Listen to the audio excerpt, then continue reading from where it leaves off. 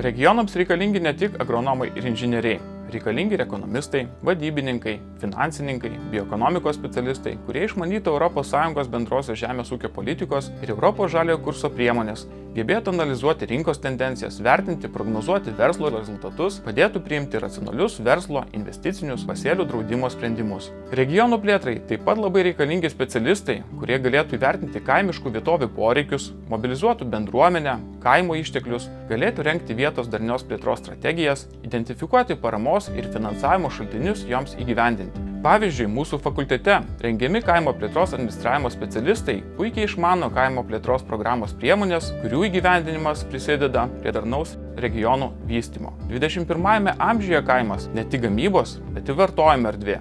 Pastaruoju metu kelias skinasi naujos sumanaus tematinio kaimo startuolių idėjos. Šiuolaikinis kaimas – vieta, kurioje naudojamos visos prieinamos informacinės technologijos, šiuolaikinė infrastruktūra, kuri lyginant su miestu netgi turi daugybę privalumų susijusių su gamtinė aplinka ir jos komercializavimu, pritaikymu įvairių ekonominių veiklų plėtoti. Šių sričių žinių galite įgyti VDU Žemės ūkio akademijos, bioekonomikos plėtros fakultete studijuojant kaimo plėtros administravimo, žemės ūkio ekonomikos, žemės ūkio verslo vadybos, apskaitos ir finansų magistrantūros studijų programuose.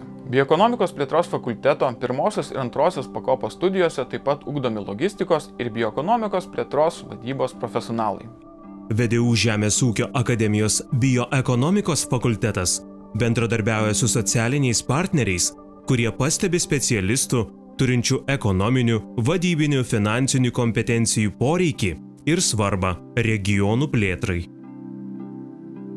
Lietuvoje yra ne tik Vilnius, Kaunas ir Klaipėda. Daug Lietuvos žmonių gyvena regionuose, kur taip pat vykdomos gamybinės, paslaugų teikimo veiklos. Šiuose procesuose neišvengiamai atsiranda žmonės, naudojami piniginiai resursai, įrengimai reikalingi veiklai vykdyti. Ten, kur atsiranda žmonės, atsiranda poreikis ir vadybinėms žinioms. Kaip suburti žmonės bendrai veiklai, kokias motyvacinės sistemas naudoti, kaip efektyviausiai pasiekti norimų rezultatų. Atsiranda poreikis žmonėms, turintiems ekonominį, finansinį išsilavinimą, gebantiems įvertinti veikloje naudojamų resursų efektyvumą, investicijų poreikį, jų tikslingumą. Mano nuomonė, ekonominių, vadybinių, finansinių kompetencijų svarba regionuose yra nepelnytai primiršta. Jų reikia Lietuvos regionams, kad žmonės galėtų dirbti, užsidirbti, puoselėtų bendras vertybės ir džiaugtųsi bendros veiklos kuriama verte.